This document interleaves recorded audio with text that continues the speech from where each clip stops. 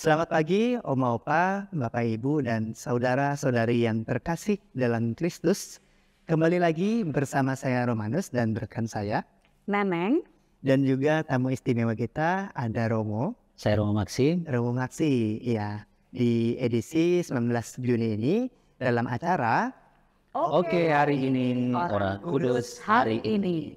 Ya, senang sekali ya kita Bu Nene dan juga Romo bisa kembali hadir untuk menemani pemirsa kita di rumah, khususnya juga untuk Oma Opa yang sedang menyaksikan kita dimanapun mereka berada ya. Nah, di tanggal 19 Juni ini kita ada pembahasan tentang apa nih Bu Nene? Topik pembahasan kita hari ini Romo, memuji dan mencintai Tuhan. Iya, memuji dan mencintai Tuhan. Dan 19 Juni ini juga ya kita memperingati ada satu orang kudus, itu Santo Romualdus. Ya, menarik. Nah, mungkin kita mau langsung aja nih ya, tanya sama Romo, apa nih maksud memuji dan mencintai Tuhan? Baik, jadi sebagaimana yang disampaikan tadi, tema kita hari ini untuk dibicarakan bersama adalah tentang memuji dan mencintai Tuhan. Kita pernah dengar lagu yang kita bisa nyanyikan, Laudate omnes gentes. Pernah dengar Mbak Neneng sebagai yang biasa nyanyi pasti tahu ini ya. Ini sebenarnya lagu bahasa Latin yang berarti pujilah segala bangsa, pujilah Tuhan. Ini istilah yang dipakai dan diambil dalam tradisi Ibrani. Tradisi Ibrani yaitu tradisi dalam kitab suci Perjanjian Lama, kemudian juga dalam Perjanjian Baru. Memuji ini berasal dari istilah bahasa Ibrani dari kata yadah yang artinya memuji atau bersyukur, atau juga dalam istilah yang lain, halal. Kita tahu juga ada haleluya, kan dinyanyikan haleluya. Itu dari kata ini yang juga artinya memuji atau juga bersyukur. Ini istilah yang memang dipakai karena kaitan dalam doa-doa orang-orang Ibrani waktu dulu. Itu mereka berdoa untuk memuji dan meluhurkan Tuhan. Kitab-kitab dalam Perjanjian Lama itu banyak sekali mengisahkan tentang ini. Secara khusus dalam Mazmur itu banyak tulisan yang disampaikan untuk memberikan pujian kepada Tuhan. Kenapa memuji Tuhan? Karena ini bertolak dari iman bahwa ada relasi antara umat dengan Tuhan. Umat sebagai makhluk ciptaan dan Tuhan sebagai pencipta, sehingga sudah seyogyanya, sudah pantas bahwa sebagai ciptaan kita perlu memuji Sang Pencipta. Ya toh? Sehingga ini menjadi dasar bahwa dalam doa-doa ada pujian. Memuji dan juga bersyukur, berterima kasih kepada Tuhan. Sehingga ini dituangkan dalam kitab suci, kemudian dilakoni dalam perilaku hidup rohani, dalam doa-doa, dalam ibadat, dalam nyanyian. Ada banyak sekali lagu-lagu pujian yang kita daraskan pada Tuhan, atau lagu-lagu pujian kita nyanyikan pada Tuhan, atau doa-doa pujian yang kita daraskan pada Tuhan. Ini sebuah ajakan sebagai orang beriman bahwa kita menyadari kita sebagai makhluk ciptaan, kita punya Tuhan sebagai Sang Pencipta, dan juga dalam kaitan dengan iman kita punya Allah Tritunggal, Allah Bapa, Allah Putra, dan Allah Roh Kudus yang pantas untuk kita berikan pujian. Karena dengan memuji, dengan menyembah, dengan meluhurkan Tuhan, kita percaya bahwa ini cara bagi kita untuk lebih mendekatkan diri dengan Tuhan. Cara juga kita bisa mendapat berkat dari Tuhan karena ada pujian, ada syukur yang kita beri. Bukan berarti bahwa pujian itu, atau ada doa-doa yang kita sampaikan bahwa pujian itu tidak menambah atau mengurangi kemahakuasaan Tuhan, tapi pantas untuk dilakukan oleh kita sebagai ciptaan. Karena dengan memuji dan meluhurkan Tuhan, kita menyatakan bahwa kita mengimani Tuhan, kita mengakui kerendahan hati kita bahwa kita sebagai makhluk ciptaan. Itu hal-hal yang bisa saya sampaikan berkaitan dengan tema yang disampaikan. Luar biasa. Nah, ini Neneng pernah dengar kata-kata taise. Taise itu sebenarnya artinya apa? Taise itu kelompok, boleh dibilang kelompok doa yang bukan kumpulan lagu atau kelompok doa di mana mereka punya kumpulan lagu taise, lagu yang biasanya diulang-ulang dengan mendaraskan satu ayat atau beberapa ayat dari kitab suci, atau juga berupa doa yang kemudian ini dinyanyikan dengan berulang kali membawa orang ke dalam permenungan atau meditasi. Sehingga biasanya bilang lagu-lagu taise sebagai cara untuk mengajak orang untuk bermenung, bermeditasi atau juga larut dalam doa. Karena sama seperti kita doa-doa juga kan banyak doa yang katakan rosario juga doa yang kita ulang-ulang kan. Iya. Doa kita mengulang doa Salam Maria berulang-ulang atau Bapa Kami. Demikian juga dalam Taizé itu juga ada di mana mereka nyanyikan lagu atau bisa juga mereka daraskan secara berulang-ulang. Mereka mengulang-ulang itu supaya membawa orang ikut alur dalam kata-kata doa atau lagu doa yang dinyanyikan itu. Wah, saya baru tahu ya. Iya, Karena- saya juga tiba-tiba ingat kata-kata itu. Nah, kebetulan Ya, ketemu. lagu yang tadi saya sampaikan itu, juga kan istrinya bilang-ulang. Ya, Banyak sekali ya Romo lagu-lagu di Mada Bakti ataupun di mana itu yang berulang-ulang. Ya, Nah, sekali lagi nih, mumpung membahas tentang memuji Tuhan, itu kan penting sekali, yaitu wujud syukur, tadi kata Romo kan. Nah, kebetulan Neneng itu kan sering pelayanan kor di gereja. Nah, itu ada kata-kata begini Romo. Nah, pelayanan itu nggak dilatih secara serius. Jadi, biarlah kita berkumpul aja, sudah mau melayani aja sudah terima kasih. Tapi asal-asalan, kita nyanyinya asal-asalan gitu. Menurut pendapat Romo bagaimana? Apa kita harus nyanyi itu harus benar-benar yang wujud latihan dengan tekun sehingga dapat pada saat bertugas nanti memuji dan memuliakan Tuhan dengan penuh rasa syukur, sukacita, sehingga dapat mengajak umat kita untuk bersukacita ya, gitu loh Romo. Ada pendapat seperti itu. Kira-kira pendapat Romo bagaimana tuh Romo? ini menarik karena memang bertolak dari pengalaman karena ada yang terjadi. Entah kita punya pengalaman sendiri atau mungkin kita dengar pengalaman orang, memang seringkali ada yang terjadi begitu. Tapi kalau dari saya berkaitan dengan pelayanan, hal yang paling utama sebenarnya adalah bagaimana dari hati kita. Hati mau melayani atau tidak. Sehingga ketika itu keluar dari hati, ketika mau membuat atau melakukan satu pelayanan, entah katakanlah pelayanan liturgi untuk tanggung kor ataupun tugas yang lainnya. Ketika itu keluar dari hati untuk mau melayani, kapanpun diminta untuk latihan, pasti datang, pasti hadir, pasti ada, karena memang mau untuk melayani dari hati. Sehingga ini juga bisa menjadi cara untuk mengurangi kalau ada yang berpikir, yang penting kita udah mau datang aja, bisa Sudah mau datang. Memang tidak salah juga ya. Tidak salah juga. Ya, Romo ya. Tidak salah juga, Bro, karena untuk datang aja susah juga, tidak gampang. Iya, Romo. Susah. Tapi kalau kita melihat bahwa ada orang yang juga memang bisa membagi waktu untuk itu, ya puji Tuhan ya, bahwa memang tujuannya ke sana untuk mau memuji Tuhan.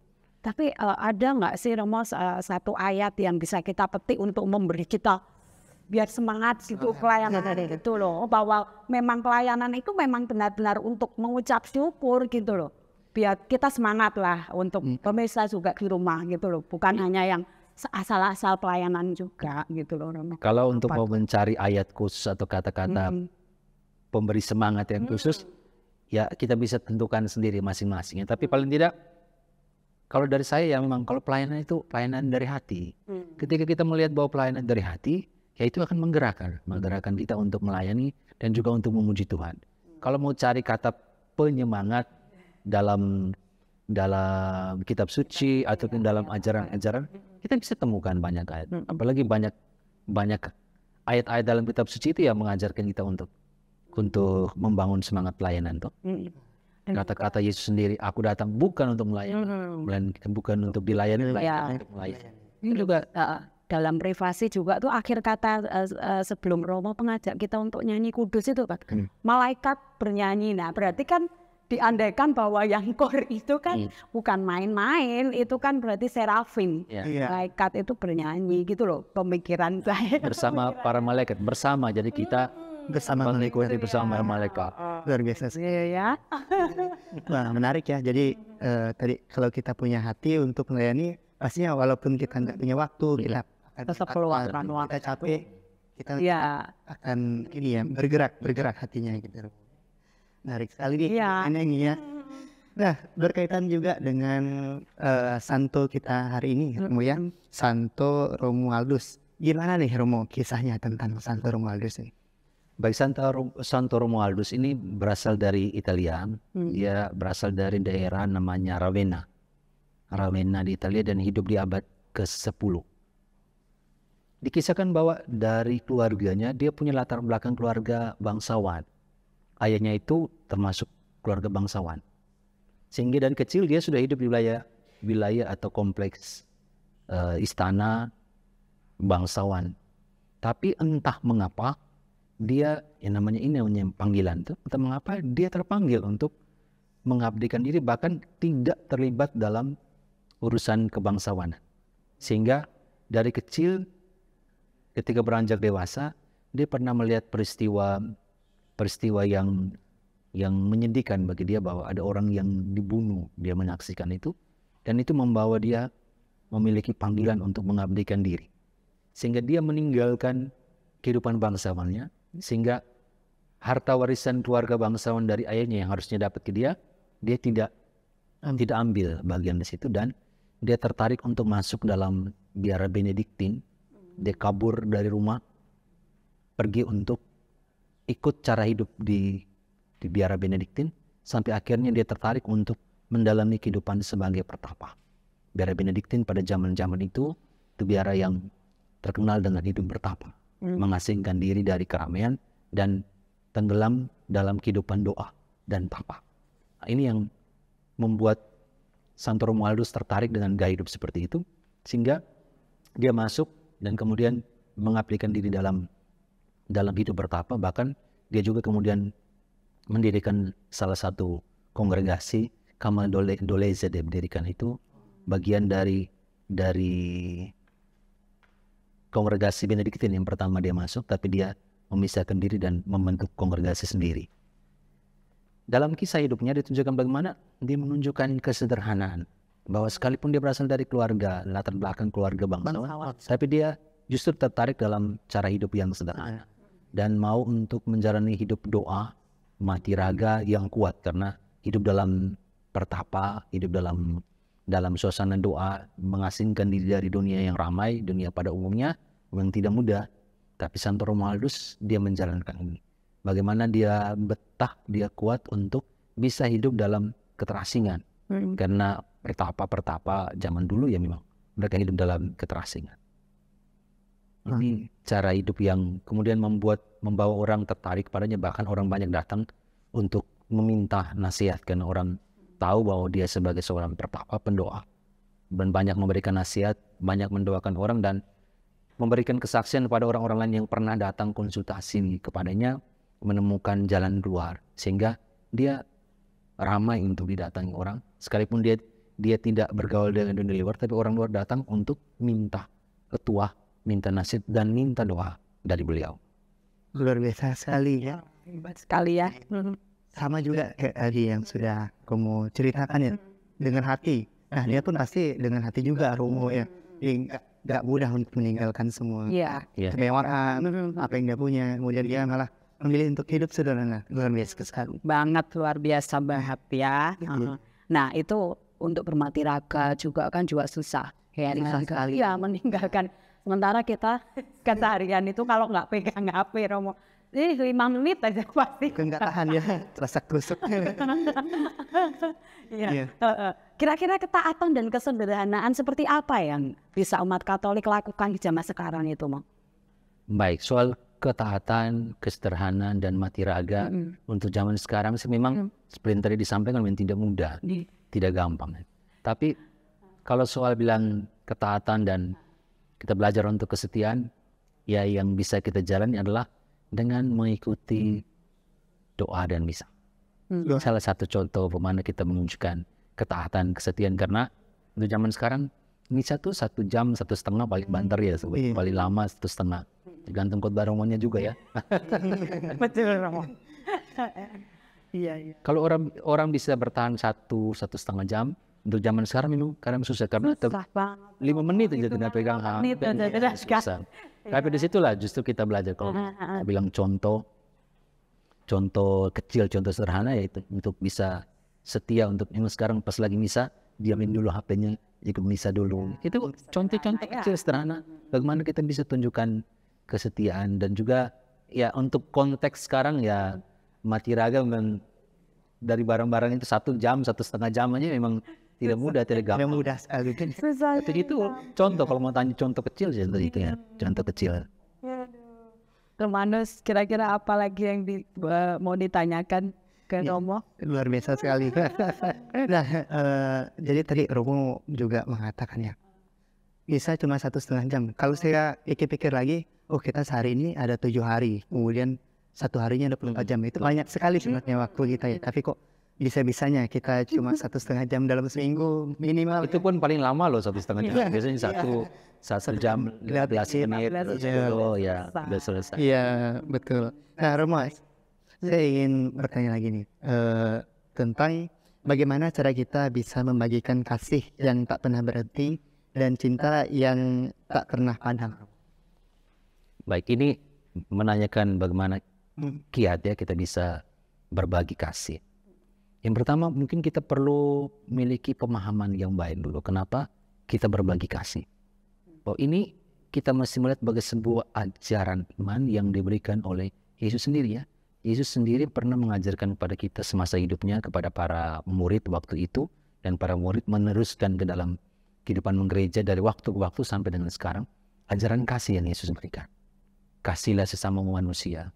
Hendaklah kalian saling mengasihi. Ini kata-kata Yesus. Sehingga ketika kita mau melakukan tindakan kasih, paling tidak kita paham dulu bahwa saya melakukan ini karena saya mau mengikuti apa yang ditunjukkan oleh Tuhan Yesus yang menjadi iman saya. Sehingga dengan demikian ketika melakukan tindakan kasih, kita punya dasar bahwa saya melakukan ini karena memang saya punya keyakinan ini yang diajarkan untuk saya. Apalagi juga ini kemudian diteruskan dalam hidup keluarga ya. Orang tua mengajarkan kepada anak-anaknya dan budaya kasih, atau juga di sekolah guru-guru pasti menyampaikan itu. Sehingga ketika kita melakukan sesuatu dengan pemahaman bahwa yang saya lakukan ini sesuai dengan apa yang saya diminta, sesuai dengan apa yang saya terima sebagai sebuah ajaran, di situ sebenarnya memberikan landasan atau memberikan kekuatan ketika kita melakukan suatu tindakan. Karena kita punya pemahaman dulu, kita punya pengertian bahwa ini sesuatu yang baik yang diajarkan kepada saya, diminta untuk saya. Sehingga dengan mendapat landasan pemahaman ini, membuat orang bisa dengan, boleh dikatakan memang gampang-gampang susah ya, tapi paling tidak dia punya pemahaman ini sehingga ketika dia melakukan sesuatu ya dengan pemahaman. Ada pemahaman ini mendorong orang untuk bisa melakukan sesuatu. Tindakan khususnya tindakan kasih, menghargai dan ya saling membantu bersama. Saling mendoakan di sana. Kita tuh seringkali kayak kebiasaan gitu, kayak latah. Kalau doa itu kayak kebiasaannya berdoa untuk memohon kita diri sendiri, kemudian kita diri sendiri. Jadi jarang memikirkan orang lain sama kita. Itu juga ini juga ya. Dari kata-kata Romo saya juga iya ya. Iya, seringkali kita seperti itu ya. Iya. Nggak sadar. Iya, betul. Kebutuhan kita aja aku tak nggak memikirkan sama. Ya, nah, ada satu yang menarik bagi saya tadi dari kata-kata Romo di awal ya. Jadi itu katanya memuji itu untuk mendekatkan diri dengan Tuhan, untuk mendapatkan berkat dari Tuhan, dan meyakini dengan kerendahan hati bahwa kita hamba Tuhan. Itu sangat menarik sekali. Bagaimana, Bu Neneng? Ya, luar biasa hari ini sekali. Membahas memuji dan mencintai Tuhan. Ya. Kita tutup acara ini. Sebelum kita mengakhiri, kita mohon Neksi untuk memimpin doa penutup Romo. Mari kita berdoa. Dalam nama Bapa dan Putra dan Roh Kudus. Amin. Tuhan Bapa yang Maha Baik, kami bersyukur dan kami memuji kebaikan, keluhuran, dan berkat yang masih Engkau limpahkan kepada kami sebagai manusia. Kami ini adalah makhluk ciptaan-Mu. Kami memuji dan meluhurkan Engkau sebagai pencipta. Seraya kami mengharapkan rahmat, perlindungan, berkat, baik bagi kehidupan kami sendiri maupun bagi kehidupan sesama kami, mereka yang kami ingat dalam doa-doa kami, ataupun mereka yang membutuhkan bantuan doa-doa kami. Kami mendoakan kehidupan orang-orang sesama kami supaya mereka juga boleh senantiasa berada dalam perlindungan dan berkat.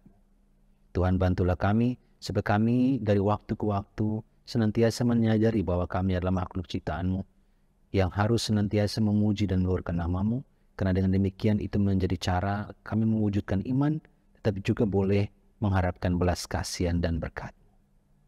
Bapa yang Maha Baik, inilah doa kami. Kami mohon Engkau mendengarkan dan mengabulkannya dengan pengantaran Kristus Tuhan kami. Amin. Kemuliaan kepada Bapa dan Putra dan Roh Kudus, seperti pada permulaan, Sekarang, dan sampai segala abad. Amin. Dalam nama Bapa dan Putra dan Roh Kudus. Amin. Ya, sekali lagi terima kasih Sama-sama. Teman Ira sudah menemani kita, menemani pemirsa kita di rumah juga ya. Dan kita juga menyiapkan kembali untuk pemirsa di rumah. Kita pastinya akan hadir dengan program-program yang menarik lainnya. Ada pembahasan-pembahasan yang menarik untuk kita dengarkan bersama. Nah, jangan lupa untuk klik like, komen, dan subscribe ya di channel YouTube Sosietas Santa Clara agar tidak ketinggalan informasi-informasi menarik lainnya. Sampai jumpa di acara Oke, hari ini orang kudus hari ini. Orang kudus hari